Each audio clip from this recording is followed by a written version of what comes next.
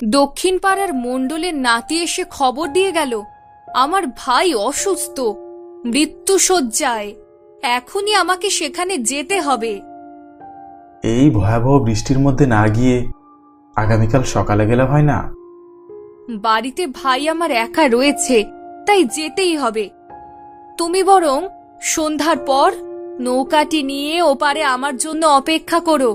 আমি সন্ধ্যার পরপরই ফিরে আসব। কথাটি বলে 4 সন্তানের জননী রেনু বেগম একটা ছেঁড়া ছাতা মাথায় নিয়ে নিজের বাপের বাড়ির উদ্দেশ্যে রওনা দিলেন অসুস্থ ভাইয়ের সেবা করার জন্য। এদিকে বৃষ্টি কিছুটা ধরে এসেছে। কখন যে বিকেল গড়িয়ে সন্ধ্যা নেমে গেছে বোঝা যায়নি। একটি ভাঙা চৌকির উপরে বসে নয়ন মিয়া ভাবতে লাগলেন, আমাকে তো ওপারে যেতেই হবে। জালটা সাথে নিয়ে যাই, যদি কিছু মাছ পাই মন্দ হয় না। আজকের গল্পের র্যান্ডম শাট আউট বিজয়ীরা হলেন সুমন রয়, ঋষভ মণ্ডল, আনিকা আঞ্জুম, তানজিন, শিল্পা এবং কৌশিক ভট্টাচার্য। আপনি অংশগ্রহণ করতে চাইলে চ্যানেলটি সাবস্ক্রাইব করে আপনার নামটি কমেন্ট করে ফেলুন। তিনি একটা হারিকেন হাতে নিয়ে তার ছোট্ট নৌকায় করে মাঝি নদীতে রওনা দিলেন। কিন্তু দুর্ভাগ্যবশত অনেক চেষ্টা করার পরও কোনো মাছ তার জালে উঠছিল না। এভাবে কিছু সময় কেটে যায়। হঠাৎ করেই তার জালে অনেক বড় বড় মাছ ধরা পড়তে থাকে। ততক্ষণে সন্ধ্যা পেরিয়ে রাত হয়ে গিয়েছে। যা পেয়েছি তাই অনেক, এবার জাল ফেলা বন্ধ করে ওপারের দিকে যাওয়া যাক। তিনি মাছের ব্যাগটাকে নৌকার সাথে বেঁধে রেখে নৌকাটাকে পাড়ে ভিড়িয়ে একটি বড় গাছের সাথে বেঁধে রাখলেন। তারপর হারিকেনটা হাতে নিয়ে তার শ্বশুরবাড়ির দিকে রওনা দিলেন। খেয়াঘাট থেকে মাত্র মিনিট 5 রাস্তা। কিছুক্ষণ হাঁটার পর সে তার শ্বশুরবাড়ি পৌঁছে গেলেন। সেখান থেকে রেনু বেগমকে নিয়ে ফিরতে ফিরতে রাত 11টা বেজে যায়। গ্রামগঞ্জের রাত 11টা মানে গভীর রাত। কিছুক্ষণ হাঁটার পর তারা দুজনে নদীর ঘাটে এসে পৌঁছায়। দূর থেকে নৌকাটাকে দেখতে পেয়ে সেদিকে এগোতে থাকে। এমন সময় তাদের হারিকেনটা নিভে যায়। নয়ন মিয়া অনুভব করতে পারলেন কে যেন তাকে নৌকার কাছে যেতে বাধা দিচ্ছে। একটা চাপা কণ্ঠে বলে উঠছে, ওদিকে যাসনি বাপ, ওরা খুব খারাপ, খুব খারাপ। এমন সময় সে পেছনে তাকায়, কিন্তু সে কাউকে দেখতে পায় না। ভয়ে তার শরীরটা কেঁপে ওঠে। সে ভয় পেলেও রেনু বেগমকে কিছুই বুঝতে দিল না।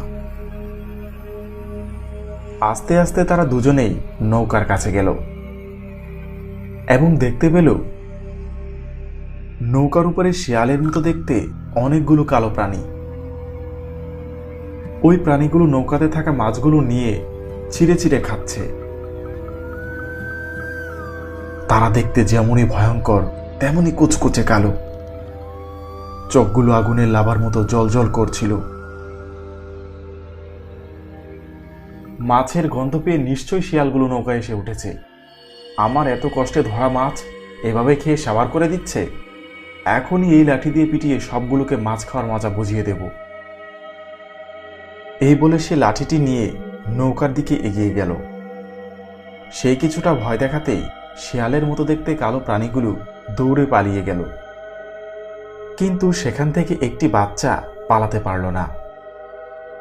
এমন সময় নয়ন মিয়া সেই লাঠি দিয়ে শিয়ালের বাচ্চার মতো দেখতে প্রাণীটিকে মারতে শুরু করল। কিছুক্ষণ পর সেই বাচ্চাটা মারা গেল।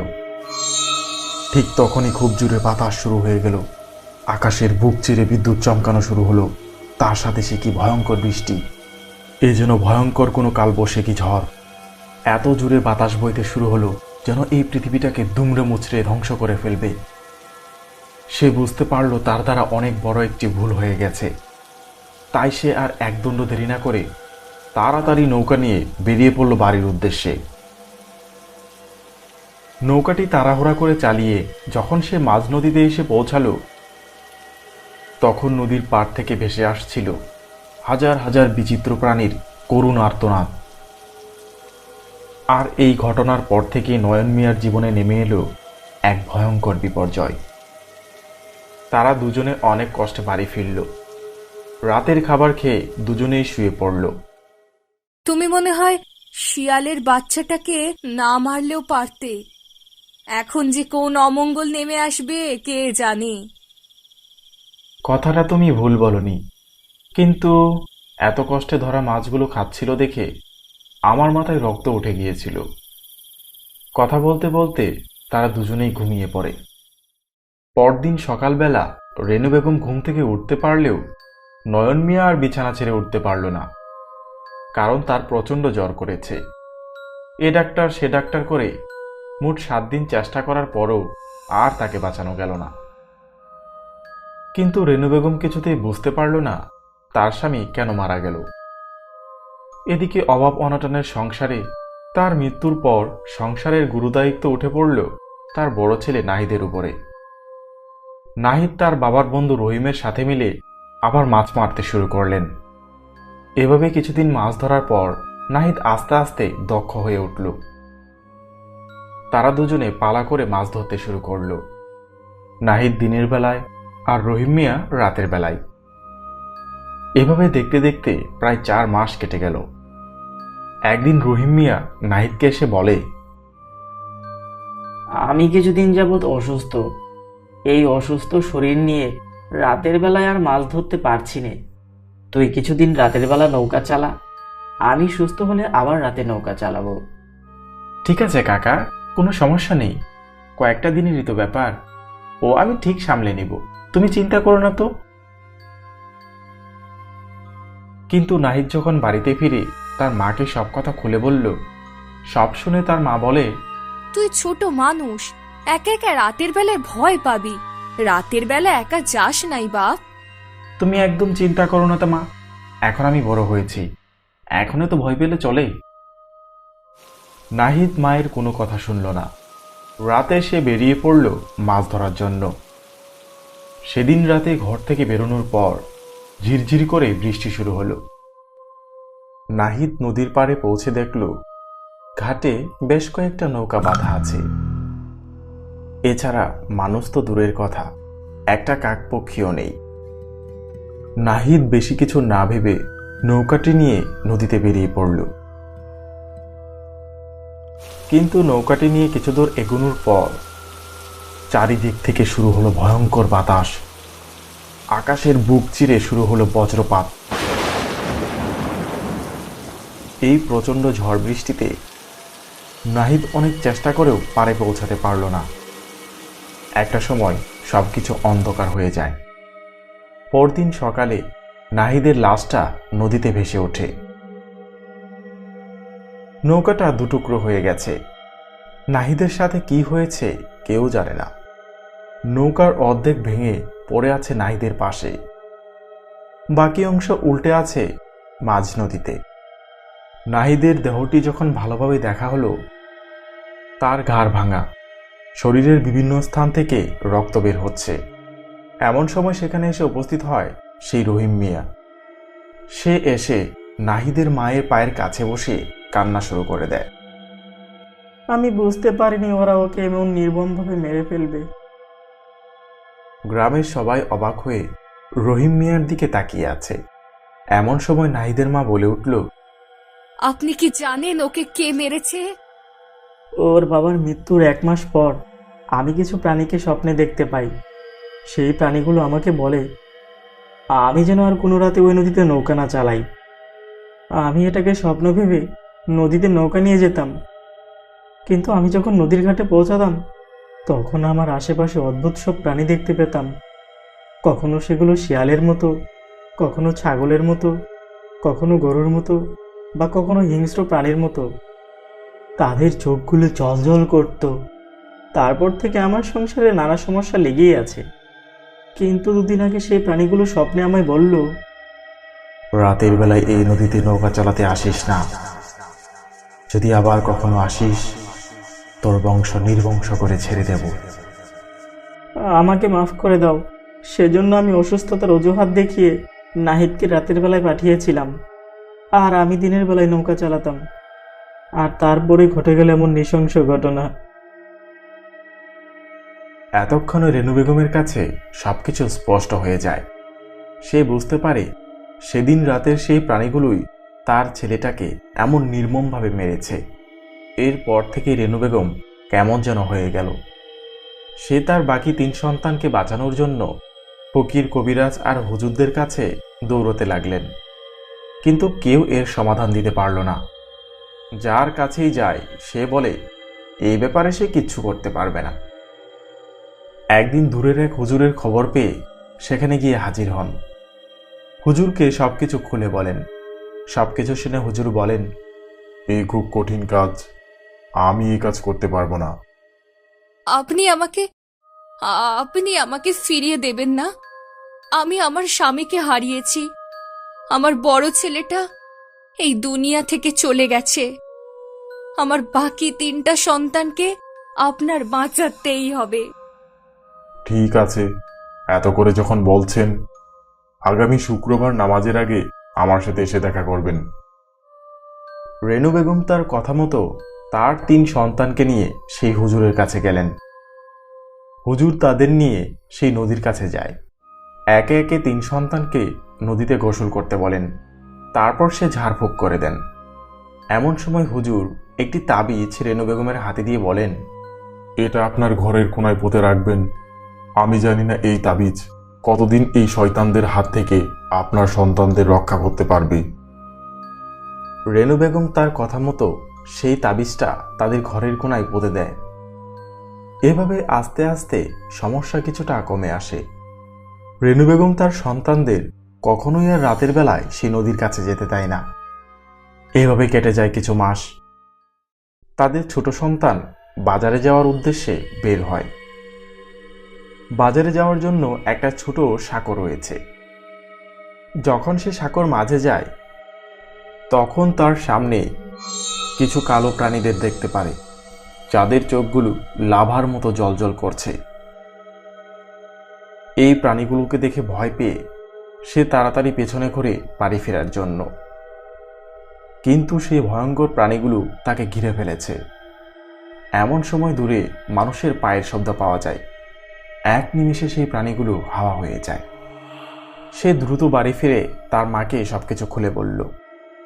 রেনু বেগম সাথে সাথে যেখানে তাবিজগুলো পুঁতে রেখেছিল সেই জায়গাটা খুঁড়তে লাগলেন, কিন্তু মাটি খুঁড়ে সেখানে তাবিজ পাওয়া গেল না। সেখানে কিছু পোড়া কাগজ পাওয়া গেল। পরদিন রেনু বেগম সেই গ্রামে উপস্থিত হল। কয়েকজনের সাথে কথা বলে সে জানতে পারল সে হুজুর আর এই গ্রামে নেই। তিনি এই গ্রাম ছেড়ে কোথায় গেছে কেউ জানে না। এভাবে বেশ কিছুদিন কেটে যায়। একদিন রাতে তাদের ছোট ছেলে পেটের মধ্যে ব্যথা অনুভব করতে থাকে। কাউকে কিছু না বলে সে ঘর থেকে বের হয়। পরদিন সকালে তার ক্ষতবিক্ষত লাশটা ধান খেতে পাওয়া যায়। দূরের এক গ্রামে তাদের মেয়ের বিয়ে হয়েছে, কিন্তু তার কোনো সন্তান হতো না। অনেক বছর পর তাদের একটি ছেলে সন্তানের জন্ম হয়, কিন্তু সে সম্পূর্ণই পাগল। দেখতে দেখতে ছেলেটির বয়স প্রায় 25। সে উলঙ্গ হয়ে ঘুরে বেড়ায়। সে খাবার ছাড়া এই পৃথিবীর আর কিছুই বোঝে না। সে যত বাসি পচা খাবারই হোক না কেন, এক নিমিষে খেয়ে সব শেষ করে ফেলে। বাবা, আমরা কালকেই এই গ্রাম ছেড়ে চলে যাব। মা, আমরা আবার এই গ্রাম থেকেও চলে যাব? প্রথমে ফরিদপুর, মুন্সীগঞ্জ, তারপর পাবনা। আমরা আর কতদিন এভাবে পালিয়ে পালিয়ে বাঁচব বলো তো? এখানে তো দিব্যি আমি রফিক চাচার জমিতে চাষ করছি, আর সেটা দিয়ে আমাদের সংসার ভালোভাবেই তো চলে যাচ্ছে। তোর আব্বার করা একটি চরম ভুলের মাসুল আমরা সবাই এত বছর ধরে দিচ্ছি। জানি না কোনোদিন এই অভিশাপ থেকে মুক্তি পাবো কিনা। এর চেয়ে মুক্তি হবে শুধুমাত্র মৃত্যুর পর। আমি সবাইকে হারিয়েছি, কিন্তু তোকে আর হারাতে পারবো না। এখানে তো আমাদের কোনো সমস্যা নেই, তাহলে কেন আমরা এই জায়গা ছেড়ে চলে যাব? তুই তো বাড়িতে ছিলি না, তাই সন্ধ্যার দিকে একবার মসজিদে গেছিলাম। আল্লাহর কাছে দোয়া করে বাড়ি ফেরার সময় হঠাৎ খেয়াল করলাম কেউ বা কারা যেন আমার পিছনে পিছনে আসছে। আধো অন্ধকারে সেই দিকে তাকাতেই দেখি কিছু কালো কুচকুচে রঙের শেয়ালের মতো দেখতে প্রাণী জ্বলন্ত চোখে আমার দিকে তাকিয়ে গর্জন করছে। আমার ওই প্রাণীগুলিকে সেই আধো অন্ধকারেও দেখে বুঝতে অসুবিধা হলো না এগুলো হচ্ছে সেই প্রাণী যাদের একটি ছোট বাচ্চাকে মাছ চুরি করে খাওয়ার অপরাধে মেরে ফেলেছিল, যারা দীর্ঘদিন ধরে আমাদের পরিবারে অভিশাপ হয়ে পিছু নিয়ে চলেছে। আমি কোনো মতে দৌড়ে বাড়িতে পৌঁছাই, কিন্তু আমি বুঝলাম না ওই প্রাণীগুলি কিন্তু আমাকে কেবল দেখাই দিল, আমার পিছু কিন্তু নিল না। বাড়িতে এসে ফকির বাবার একটা কথা আমার মনে পড়ে। ফকির বাবা বলেছিল ওদের নজর কেবল পরিবারের ছেলেদের উপর। মায়ের সব কথা শুনে মনিরুল আর কোনো কথা বলতে পারে না, কিন্তু ভিতরে ভিতরে বেশ ভয় পেয়ে যায়। কোনোদিন সেই ভয়ঙ্কর প্রাণীগুলো আমার সামনাসামনি এলে তখন আমি কি করব? ঠিক আছে, তুমি যা ঠিক করবে তাই হবে। এই পোড়া দুনিয়াতে তুই ছাড়া তো আমার আর কেউ নেই। তোকে হারালে তো আমি এমনিতেই মরে যাব। আমরা কালকেই এই গ্রাম ছেড়ে এখান থেকে 20 মাইল দূরে তোর মামার গ্রাম যশোরে চলে যাব। সেখানে 2-1 দিন মামার বাসাতে থেকে নতুন কোনো বাসা ভাড়া করে সেখানে চলে যাব। ধান কাটার সময় জমিতে কাজ শেষ করে ফিরতে ফিরতে বেশ রাত হয়ে গিয়েছে। আকাশটা বেশ মেঘলা। বিকেলের পর থেকেই ঝিরঝির করে বৃষ্টি হচ্ছে, তাই রাস্তার এদিকে ওদিকে কিছুটা পানি জমে আছে। মনিরুল সেই হালকা ঝিরঝির বৃষ্টির মধ্যেই বাড়ি ফিরছে। ও আকাশের পানে একবার তাকিয়ে নিজের মনে মনে বলে ওঠে, আকাশের চেহারা দেখে তো মনে হচ্ছে একটু পরে বৃষ্টি জুড়ে সুরেই নামবে। সোজা রাস্তায় গেলে একদম বৃষ্টিতে ভিজে যাব। তার চেয়ে বরং কবরস্থানের পাশের রাস্তা দিয়েই চলে যাই, মিনিট 10 মধ্যেই তো পৌঁছে যাব। এই বলে মনিরুল কবরস্থানের রাস্তা দিয়ে বাড়ির দিকে রওনা দিল। কিছুটা চলার পর কবরস্থানের মাঝামাঝি এসে উপস্থিত হল সে। চারপাশে বেশ অন্ধকার। ঝিরঝির করে বৃষ্টি তখনও আকাশের বুক চিরে পৃথিবীর বুকে ঝরে পড়ছে। কবরস্থানটা একদম নীরব, বেশ অন্ধকার, কেমন যেন একটা গা ছমছমে পরিবেশ। এমন একটা পরিবেশ দেখে মনিরুলের বুকটা আঁতকে ওঠে।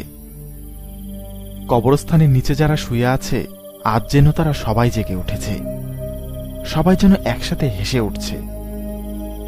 রাতে কবরস্থানের মধ্যে দিয়ে চলাফেরা করা এক জীবন্ত মানুষকে তারা নজরে রাখছে। এর আগেও কবরস্থানের পথ দিয়ে বাড়িতে গেছি, তখন এতটা ভয় লাগেনি, তবে আজকে কেমন যেন একটু বেশি ভয় লাগছে। সকালে মায়ের কাছে শুনেছিলাম আজকে নাকি আমাবস্যা, তার জন্যই কি আজকে কবরস্থানের পরিবেশটা এমন ছমছমে? ধুর, এত না ভেবে তাড়াতাড়ি পা চালাতে থাকি।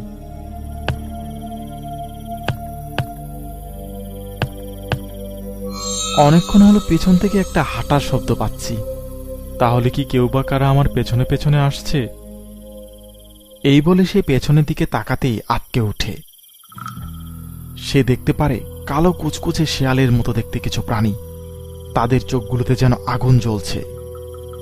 সেই প্রাণীগুলো ধীরে ধীরে এগিয়ে আসছে তার দিকে, আর মুখ থেকে অদ্ভুত এক আওয়াজ বের করছে। মনিরুল বুঝতে পারে আজ তার রক্ষা নেই। সামনের দিকে মুখ করতেই সে দেখতে পারে সেই প্রাণীগুলো তার সামনে দাঁড়িয়ে আছে। সেই প্রাণীগুলো চারদিক থেকে তাকে ঘিরে ফেলেছে। ঠিক এমন মুহূর্তে সব প্রাণীগুলো একসাথে ঝাঁপিয়ে পড়ে তার উপর। বাবা উঠে পড়, ভোর হয়ে গেছে যে। এবার রওনা না দিলে তো অতটা পথ যেতে দেরি হয়ে যাবে। মায়ের ডাকে মনিরুল ধর্মর করে উঠে বসে পড়ে। সে বুঝতে পারে সে স্বপ্ন দেখছিল। উফ, কি ভয়ঙ্কর স্বপ্ন রে বাবা। রেনু বেগম ছেলেকে ধরধর করে ঘামতে দেখে জিজ্ঞাসা করে, কি রে বাবা, তুই এমন ভাবে ঘামছিস কেন? রাতে দেখা স্বপ্নটা কিছুতেই মাকে বলা যাবে না। কে জানে যদি আবার ভয় পেয়ে যায়। এরপর বাড়ি থেকে রওনা দিয়ে এসে পৌঁছায় পাটখালি গ্রামে। কয়েকটা দিন নিজের ভাইয়ের বাড়িতে কাটানোর পর নিজেদের জন্য একটা বাসা ভাড়া করে। বেশ কয়েকদিন চেষ্টা করার পরও মনিরুল কোনো ভালো কাজ জোগাড় করতে পারল না। তাই একদিন ঠিক করে মাকে না জানিয়ে কাজের সন্ধানে দূরে কোথাও যাবে। মাকে জানালে মা আমাকে কখনোই দূরে কাজ করতে যেতে দেবে না। যা করার মাকে না জানিয়েই করতে হবে। একটা ভালো কাজ জোগাড় করে বাড়ির দিকে ফিরছিল। দূরে হওয়ার জন্য তখন রাত হয়ে গেছে। মা নিশ্চয় আমার জন্য খুব চিন্তা করছে। তাড়াতাড়ি পা চালিয়ে যেতে হবে। রাতের আধারে মনিরুল মনের আনন্দে হেঁটে চলেছে। এমন সময় পাশের জঙ্গল থেকে কালো কুচকুচে কিছু প্রাণী তাদের জ্বলন্ত চোখ নিয়ে মনিরুলের সামনে এসে দাঁড়ায়। মনিরুল প্রাণীগুলোকে দেখতেই চিনতে পারে। এরা হলো সেই প্রাণী যাদের সে স্বপ্নে দেখেছিল। কিন্তু এটা স্বপ্ন নয়। মনিরুল দেখতে পারল সেই প্রাণীগুলো ধীরে ধীরে তাদের চেহারার পরিবর্তন করছে। এবার তারা আরো ভয়ঙ্কর বিভৎস চেহারায় পরিণত হচ্ছে। তাদের চেহারাগুলো বিশাল।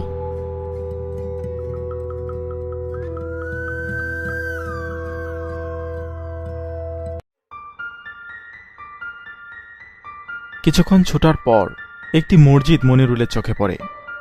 প্রাণ বাঁচাতে মনিরুল সেই মসজিদে ঢুকে হুজুর সাহেবের পায়ের কাছে গিয়ে পড়ে যায়। এ কি, কে আপনি? আর এভাবে মসজিদে ঢুকে পড়েছেন কেন? হুজুর, হুজুর আমাকে বাঁচান, বাইরে কিছু ভয়ঙ্কর প্রাণী আমার পিছু নিয়েছে। হুজুর সাহেব তখনই মনিরুলকে সাথে নিয়ে বাইরে বেরিয়ে এসে দেখে সেই বিভৎস চেহারার মূর্তিগুলো মসজিদের বাইরে বাতাসে ভাসছে। কিন্তু তারা কোনো এক অদৃশ্য শক্তি বলে মসজিদে প্রবেশ করছে না। হুজুর সাহেবের বুঝতে অসুবিধা হয় না সেই বিভৎস মূর্তিগুলো আসলে কে। হাই খোদা, এগুলোকে দেখে তো মনে হচ্ছে একদল রাগী জিন। তুমি আজকে একা বাড়ি ফিরো না। তুমি বলো তোমার বাড়ি কোথায়, আমি নিজে তোমাকে সেখানে পৌঁছে দেব। তোমার পেছনে যারা তাড়া করেছে তারা যে কতটা ভয়ঙ্কর তুমি নিজেও জানো না। এরপর হুজুর সাহেব নিজে মনিরুলের সাথে রওনা হয় তাকে তার বাড়ি পৌঁছে দেওয়ার জন্য। হুজুর সাহেব মনিরুলকে সাথে নিয়ে যখন তার বাড়িতে যাচ্ছিল, তারা পরিষ্কার বুঝতে পারছিল কারা যেন অদৃশ্য কোনো ছায়া হয়ে তাদের পেছনে পেছনে আসছে। কিন্তু কিছু একটা শক্তির বাধা পেয়ে তারা কাছে আসতে পারছে না। আর সেই শক্তির আধার যে সেই হুজুর সাহেব, সেটা বুঝতে মনিরুলের কোনো অসুবিধা হয় না। মনিরুল যখন হুজুর সাহেবকে সাথে নিয়ে নিজের বাড়িতে এসে পৌঁছায়, সে দেখে তার মা দরজার কাছে খুব বিচলভাবে দাঁড়িয়ে আছে। মনিরুলকে সে দেখতে পেয়ে দৌড়ে এসে জড়িয়ে ধরে বলে, বাবা, তোর এত দেরি হলো কেন? জানিস আমি কতটা চিন্তায় পড়ে গেছিলাম। কান্না করো না মা, আজ হুজুর সাহেব না থাকলে আমি আর বেঁচে ফিরতাম না। কেন বাবা, কি হয়েছিল তোর সাথে? শোনো তবে বলছি।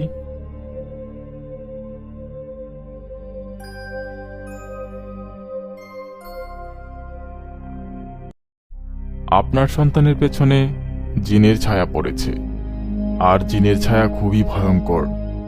তাদের যেমন রাগান্বিত দেখলাম, তাতে মনে হলো তারা যতক্ষণ না একে শেষ করছে তার আগে কোনো মুক্তি পাওয়ার সম্ভাবনা নেই। রেনু বেগম হুজুর সাহেবের কথা শুনে ঝরঝর করে কেঁদে ফেলেন। ওরা যে কারা তা আমিও জানি না, কিন্তু দীর্ঘ বছর আগে ওর আব্বার করা একটি ভুলের মাসুল আমাদের পরিবার দিয়ে চলেছে। মা, আমাকে সবকিছু খুলে বলুন তো। দীর্ঘ 25 বছর আগে মনিরুলের বাবার করা একটা ভুলের ঘটনা রেনু বেগম হুজুর সাহেবকে পরিষ্কার করে বলতে থাকেন। হুজুর সাহেব, আমার ছেলেকে ওই জিনের হাত থেকে রক্ষা করুন। এ কি করছেন আপনি? আপনি একজন মা, আর মা হয়ে আমার পায়ে হাত দিচ্ছেন? ছি ছি, এমনটা করবেন না। মায়ের থেকে শক্তিশালী এই পৃথিবীতে আর কেউ নেই। ইনশাল্লাহ আমি আপনার সন্তান, আর এই পরিবারের উপর থেকে জিনের ছায়া দূর করার সর্বোচ্চ চেষ্টা করব। একটি মাত্র উপায় আছে জিনের হাত থেকে রক্ষা পাওয়ার জন্য, আর এর জন্য একবারই সুযোগ পাওয়া যাবে। মনিরুল, তোমাকে একটা কঠিন কাজ করতে হবে। তুমি কি পারবে? মায়ের দোয়া আর খোদার রহমত থাকলে আমি সবকিছুই করতে পারবো। তবে শোনো, এই শুক্রবার গভীর রাতে কবরস্থানে বসে আমার শিখিয়ে দেওয়া একটা সূরা 108 বার বলে বলে জিনদের ডেকে এনে কিছু মাছ উৎসর্গ করতে হবে। তারপর তোমার বাবার করা ভুলের জন্য তাদের কাছে ক্ষমা চাইতে হবে। তারা যদি ক্ষমা করে তবেই তুমি আর তোমার পরিবার অভিশাপ থেকে মুক্ত হতে পারবে। তবে বিষয়টি এতটা সহজ হবে না। সূরা উচ্চারণে একবারও ভুল হলে তাদের সাথে বেয়াদবি করা হবে। তাদের সাথে বেয়াদবি করলে নিশ্চিত মৃত্যু। সেই মতো শুক্রবার গভীর রাতে চারদিকে ফাঁকা নিস্তব্ধ কবরস্থানের মাঝখানে একটা জায়গা মনিরুল সূরা পাঠ করার জন্য তৈরি করে নেয়। চারপাশের পরিবেশ দেখে মনিরুল বেশ ভয় পেয়ে যায়। রেনু বেগম অনেকবার আসতে চাইলেও হুজুর সাহেব তাকে আসতে নিষেধ করে দেয়। মনে প্রবল চিন্তা নিয়ে সে বাড়িতেই অপেক্ষা করতে থাকে। আমি তোমার আশেপাশেই থাকব। যে ছোড়াটা শিখিয়ে দিয়েছি সেটা যেন 108 বারের মধ্যে একবারও ভুল না হয়। মনিরুল মনের মধ্যে জোর নিয়ে নিজের থেকে কিছুটা দূরে বেশ কিছু পরিমাণে মাছ রেখে দেয়। তারপর সূরা পাঠ করতে শুরু করে। সূরাটা 108 বার পাঠ করার পর সেই প্রাণীগুলো মনিরুলকে চারদিক থেকে ঘিরে ফেলে। কিছু সময়ের মধ্যেই ধীরে ধীরে তারা জিনের চেহারা ধারণ করে। তারা যে মনিরুলের উপর রেগে আছে সেটা তাদের চোখ দেখলেই বুঝতে কোনো অসুবিধা হয় না। সেই জিনগুলো অদ্ভুত সুরে গর্জন করতে থাকে। এদিকে দূরে গাছের আড়াল থেকে হুজুর সাহেব মনিরুলের জন্য প্রার্থনা করতে থাকে। হে খোদা, মাবুদ ছেলেটিকে রক্ষা করুন, আমার দোয়া কবুল করুন। অনেক সময় এভাবে চলার পর জিনদের আচরণ ধীরে ধীরে শান্ত হতে থাকে। এমন সময় মনিরুল বলে ওঠে, হে খোদা সৃষ্টি জিনগণ, আমাদের ক্ষমা করো। আমার বাবার একটা ভুলের জন্য আমাদের এত বড় শাস্তি দিও না। আমাদের বাঁচার সুযোগ দাও, আমার অনুরোধ রক্ষা করো। এমন সময় জিনগুলোর আচরণ শান্ত হয়ে যায়। তারা মনিরুলের সামনে রাখা মাছগুলোর দিকে এগিয়ে যেতে থাকে। তারপর তারা পুনরায় শিয়ালের চেহারা ধারণ করে আর পরম তৃপ্তিতে সেই মাছগুলো খেতে থাকে। মাছগুলো খাওয়ার পর সেই জিনগুলো অদৃশ্য হয়ে যায়। হুজুর সাহেব দৌড়ে এসে মনিরুলকে জড়িয়ে ধরে বলেন, তুমি আর তোমার পরিবার আজ থেকে মুক্ত। এরপর মনিরুল আর হুজুর সাহেব বাড়ি ফিরে এসে রেনু বেগমকে সব কথা খুলে বলে। আপনার এই উপকার আমি জীবনে ভুলব না। আপনি যেন সাক্ষাৎ ফেরেশতা। এরপর রেনু বেগম আর মনিরুল নিজের বাপের ভিটামাটিতে ফিরে আসে। এদিকে 25 বছর পাগল থাকার পর রেনু বেগমের মেয়ের সেই ছেলেটি সুস্থ হয়ে ওঠে।